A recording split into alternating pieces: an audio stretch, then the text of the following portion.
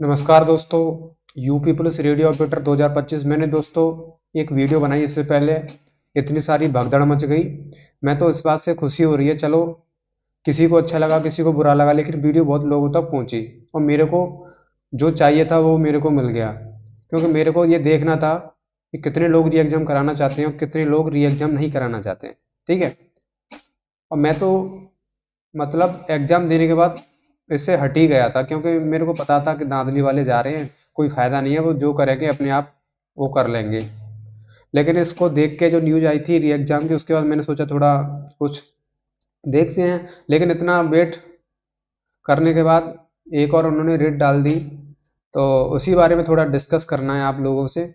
तो वीडियो को पहले एंड तक देखना, क्योंकि बिना उसके आपको कुछ समझ में नहीं आएगा, क्योंकि वीडियो थोड़ा लंबी चलने वाली है। और मैं एक एक चीज़ आपको यहाँ पर क्लियर करूँगा कि जो आनंद भाई हैं उन्होंने केस वगैरह में क्या क्या किया, और री एग्जाम के लिए होना चाहिए नहीं होना चाहिए, होना चाहिए तो क्यों होना चाहिए, और कोर्ट केस होगा तो कैसे होगा, सारी जानकारी मैं आपको बताने वाला हूँ। ठीक है।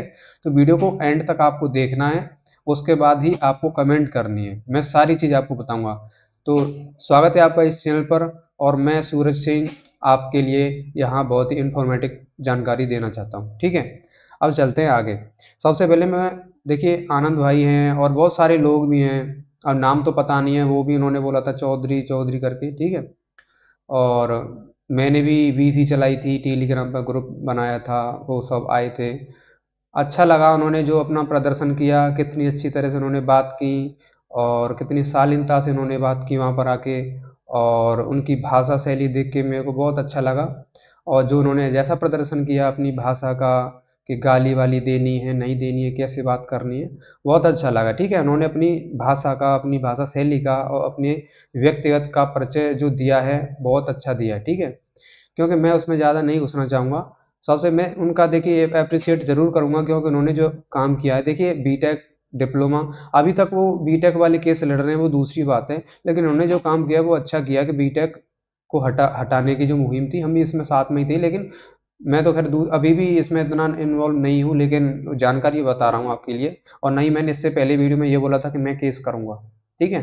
तो ये फालतू के जो हैं उनको अपने दिमाग से निकाल देना, वीडियो को एंड तक देखना। उन्होंने जो किया डिप्लोमा के लिए बहुत अच्छा किया है और वो कर भी रहे, लेकिन उनके साथ जो हैं दोस्तों मैं आपको बता दूं, जो है उसमें बहुत सारे 50% से ज़्यादा लोग हैं कि जो धांधली वाले हैं, उसमें कोई शक नहीं। क्योंकि मेरी उनसे जो बात हुई है वीसी वगैरह में, और मेरे को पर्सनल उन्होंने चैट पे मैसेज से बात की है, उन्होंने कितनी अभद्र भाषा से, मतलब भाषा शैली से बात की है, उन्होंने अपना व्यक्तिगत जो परिचय मुझे दिया, बात हुई। ठीक है। देखिए मेरे पास हर किसी का रिकॉर्ड है, और हर रिकॉर्डिंग मेरे पास है, उनसे कैसे किसने बात की है, कैसे भाषा शैली से बात की है। ठीक है, वो छोड़िए, उसको मैं आगे नहीं लाऊंगा। मैं बस इतना ही कहूँगा, ठीक है आपने जैसे बात की अच्छा है, और केस वेस का जो भी है इस वीडियो में देखना। ठीक है। तो आगे चलते आपको बताते हैं जानकारी।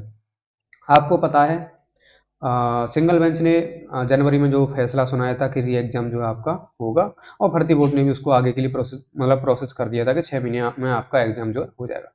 आपको पता है बोर्ड ने उसमें बताया था कि 75% जो बीटेक वाले हैं, तो जैसे 40,000 बच्चों ने पेपर दिया है, तो उसमें से 10,000 बच्चे डिप्लोमा वाले बचते हैं, कि 10,000 री एग्जाम करा देंगे, कोई ज़्यादा खर्चा भी नहीं आएगा। और नॉर्मल सी बात है, सो भर्ती बोर्ड ने भी उसको बहुत जल्दी से पकड़ भी लिया, और उसका ऑफलाइन मतलब उनका कुछ इंटरनल प्रोसेस भी स्टार्ट हो गया था एग्जाम सेंटर वगैरह सेलेक्ट करने के लिए, क्योंकि जो एग्जाम है वो भी आपका ऑनलाइन ही होना था। लेकिन इनमें क्या है कि दोस्तों खलबली मच गई, क्योंकि अगर री एग्जाम होगा तो धांधली के चांस जो है 0% पर आ जाएंगे। क्योंकि आपने देखा होगा यूपी पुलिस कांस्टेबल में जैसे हुआ था कि पहले धांधली चली थी, फिर दोबारा री एग्जाम हुआ, उसमें 1% भी कोई भी परिंदा भी पर नहीं मार पाया। तो सेम इसमें ऐसा भी उनको आशंका थी, उन्होंने कोर्ट गए, पता नहीं क्या किया, वो मैं नहीं डिस्कस करना चाहूंगा।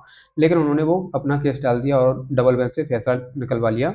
उधर भी कोई कंफर्म फैसला नहीं है कि एग्जाम में क्या क्या होगा, प्रोसीजर मतलब प्रोसेस जो है अब भर्ती बोर्ड तय कर रहा है कि आगे का जो प्रोसेस है उसी भर्ती मतलब उसी एग्जाम से कराना है नहीं कराना, क्या है उसके ऊपर छोड़ दिया, वो डिपेंड है, वो अभी चल रहा है। कहीं भी ऐसा अभी भी लिखित में नहीं आया है कि री एग्जाम होगा कि नहीं होगा, कि पुराने वाले जो भी है, अब अभी वहां से जब तक नोटिफिकेशन नहीं आ जाता हम कुछ भी नहीं बता पाएंगे।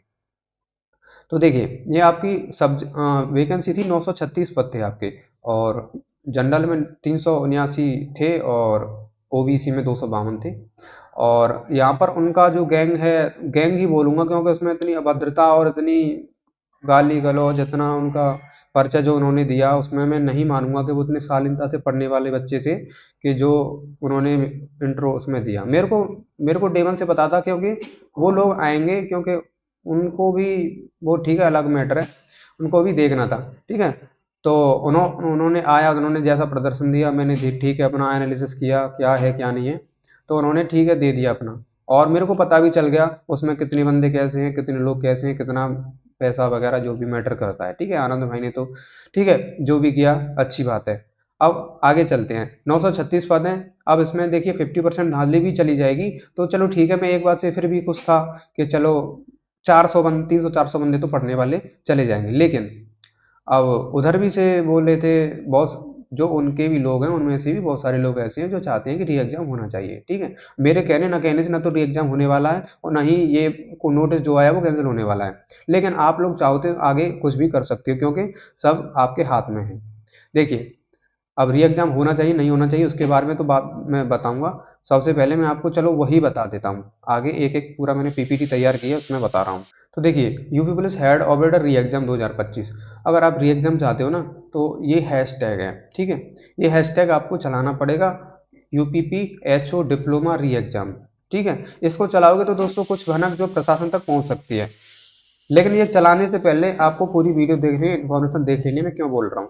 देखिए, UP plus head operator diploma री एग्जाम, आपको पता है 40,000 बच्चों ने एग्जाम दिया, 75% बीटेक के थे, 30,000 निकल के 10,000 बच्चे। ठीक है, और रिजल्ट अगर दोबारा भी ये जारी करेंगे, कुछ लोग बोल रहे थे कि नहीं अभी फॉर्म में एक रीओपन होगा जिसमें डिप्लोमा के सर्टिफिकेट अपलोड कराए जाएंगे। ऐसा अभी कहीं कहीं भी नोटिस न तो आया है, वो अपने दिमाग में जो भ्रम बना रहे हैं वो बना रहे हैं। लेकिन प्रशासन को अगर इसको पूरा करना होगा तो 275% निकालना है, तो उसके लिए बहुत ज़्यादा मेहनत करनी पड़ेगी। लेकिन मेहनत इतनी ज़्यादा भी नहीं है, क्योंकि 40,000 कोई ज़्यादा चीज़ नहीं होती है, कुछ वीक के अंदर वो पूरा ख़त्म कर सकते हैं। लेकिन अगर वो डीवी के लिए सारों को बुलाते हैं, डीवी में सबको बाहर निकालते हैं, तो दोस्तों उनको मेरिट 2-3 निकालनी पड़ जाएंगी। ठीक है, तो ये प्रोसेस थोड़ा प्रशासन के लिए भी थोड़ा टफ पड़ सकता है।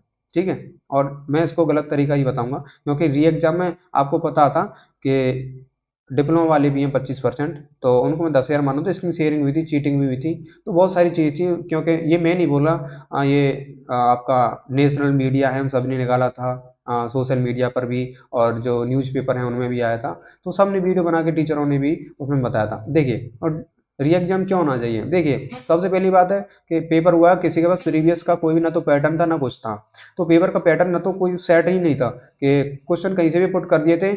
ना तो साइंस का पता था ना जीएस का पता था कितने क्वेश्चन कहाँ से, कोई भी कुछ भी नहीं था। मतलब साइंस जीके और मैथ रीजनिंग ये सारा पूरा मैसअप हो गया था पूरा, इसमें कुछ भी किसी को नहीं पता चल रहा था। ठीक है, तो how can we calculate every subject weightage, कोई भी वेटेज चेक ही नहीं कर सकते हम कौन से, और वो 50% का क्राइटेरिया भी कैसे पार करेंगे, वो विभाग भी उसको तय करने में असमर्थ मानूंगा रहेगा ही रहेगा, क्योंकि उसमें कोई भी कुछ भी नहीं है। ठीक है, क्योंकि साइंस जीएस मैथ रीजनिंग सब मैसअप हो गया था। ठीक है, बफर बोल सकते हैं, पूरा हो गया था। और हमारे पास स्ट्रॉन्ग एविडेंस भी हैं कि चीटिंग हुई है एग्जाम में, और यूपी पुलिस और मीडिया के द्वारा दिए हुए।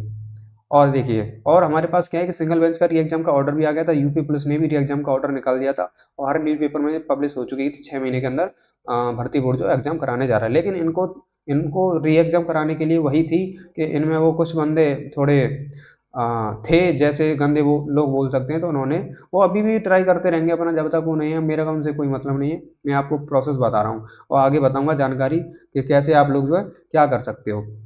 ठीक है, तो अब मैं आपको बताता हूँ आगे और जानकारी। तो इसमें देखिए ये आपका था कि एक नोटिस था इन्होंने, ठीक है चलो इसमें नहीं है, वो किसी दूसरे नोटिस में था। हाँ, उत्तर प्रदेश में रद्द हुई पुलिस विभाग की यह भर्ती परीक्षा, हाईकोर्ट ने दिया री एग्जाम का नोटिस। ठीक है, न्यूज़पेपर में ये सब डाल दिया, फिर भी लोगों को वो नहीं हुआ कि अरे ये क्या है, क्योंकि ये री एग्जाम जो ओनली डिप्लोमा वाले के लिए होना था। लेकिन फिर भी उन्होंने उसमें जा गया, जस्टिस आलोक माथुर की सिंगल बेंच ने फैसला सुनाया था। अब देखिए, यहाँ भी आया और आज तक न्यूज ने भी निकाल दिया, Dainik Bhaskar, police radio operator परीक्षा में धांधली करने वाला मास्टरमाइंड गिरफ्तार, एग्जाम में 6 महीने के बाद वाराणसी पकड़ा, 1 लाख में पास कराने का ठेका लेता था। ठीक है, भर्ती बोर्ड सबको पता है, ये सारी इतनी जो भी हैं वो सब आई थी और इतना नोटिस। और देखिए मैं आपको देखिए, ये एग्जाम्पल विवेक सर ने भी ये पूरी वीडियो बनाई थी, रिजल्ट में धांधली हुई है, लेकिन फिर भी इनको फर्क नहीं पड़ता। ठीक है, किसको फर्क नहीं पड़ता, धांधली जिन्होंने की है और उनके नंबर इसमें अच्छे खासे हैं, वो तो यही चाहेंगे कि इसी भर्ती से मतलब पूरा ज्वाइनिंग वगैरह हो जाए। ठीक है। और वीडियो इसकी ये भी मैं आपको नीचे डिस्क्रिप्शन में सारी दे दूंगा। और देखिए यहाँ भी है आपका पुलिस परीक्षा भर्ती में धांधली कराने वाले गिरफ्तार ऐसे करके। और यहाँ भी है आपकी मिली रेडियो ऑपरेटर भर्ती सिस्टम हैकर पेपर लीक गिरोह गिरफ्तार। तो मेरे पास देखिए, मैं किसी मतलब मैं क्या मतलब है, जो री एग्जाम के लिए अगर आप लोग तैयार हो तो वो आप लोग इतने एविडेंस है क्योंकि सरकार ने और नेशनल मीडिया ने वो सारे निकाले हैं, तो आप लोग उससे कर सकते हो। ठीक है। अब आगे क्या प्रोसेस करना है क्या नहीं करना, व्हाट्सएप ग्रुप की लिंक नीचे है, आप लोग उधर आ सकते हो। और वैसे तो काफ़ी जुड़ चुके हैं, लेकिन आप लोग जितने जुड़ जाओगे ना उतना आपके लिए अच्छा रहेगा। वो ग्रुप में आपके हवाले हैंडल कर दूंगा, कोई भी जो री एग्जाम कराने के लिए इच्छुक हो और जो ज़्यादा उसमें उसको हेड मतलब लीड करना चाहते हो, उनका मैंने लिस्ट बना ली है, वो लोग जो करना चाहेंगे मेरा। तो उन आपसे यही है कि आप अगर री एग्जाम बहुत अच्छा रहेगा अगर हो जाएगा तो, क्योंकि परीक्षा का पैटर्न भी नया चेंज होके आ जाएगा और आप लोग के लिए पेपर भी आसान मिलेगा दोबारा। और जो पढ़ने वाले हैं उनकी नौकरी लगेगी, उसमें धांधली वाले रुक जाएंगे, ऐसा कुछ भी नहीं है। अगर ऐसा भी नहीं होता कि सीआरएल जांच होकर इसी एग्जाम से हो जाए तो वो और अच्छी बात है। अगर री एग्जाम क्योंकि लेकिन इसमें ऐसा होगा अगर 50% वाले क्राइटेरिया पास नहीं कर पाएंगे, क्योंकि वो बहुत कम पड़ेंगे, क्योंकि वो मैसअप हो गया था, उसमें कोई भी पैटर्न विभाग द्वारा सही नहीं था, तो उसमें बहुत लोग फेल होंगे, तो इसमें वैकेंसी खाली चली जाएंगी। लेकिन री एग्जाम होगा तो आप सभी के लिए इतना बेटर हो जाएगा कि सीट सारी फुल रहेंगी, कोई भी सीट खाली नहीं रह पाएगी। ठीक है। तो आप लोगों को मेरा जो सुझाव कैसा लग रहा है मेरे को कमेंट में जरूर बताना है, आपका क्या सोचना है वो भी बताना है, और व्हाट्सएप ग्रुप को ज्वाइन कर लेना है, हैशटैग चलाना है, वो हैशटैग मैंने दे दिया है नीचे। जितना हैशटैग चलाओगे उतना आपके लिए बेटर रहेगा। तो वीडियो कैसी लगी बताना। मिलते हैं किसी नेक्स्ट वीडियो में। जय हिंद, जय भारत, वंदे मातरम। आप सभी को मेरी प्यार भरी दिल से राम राम।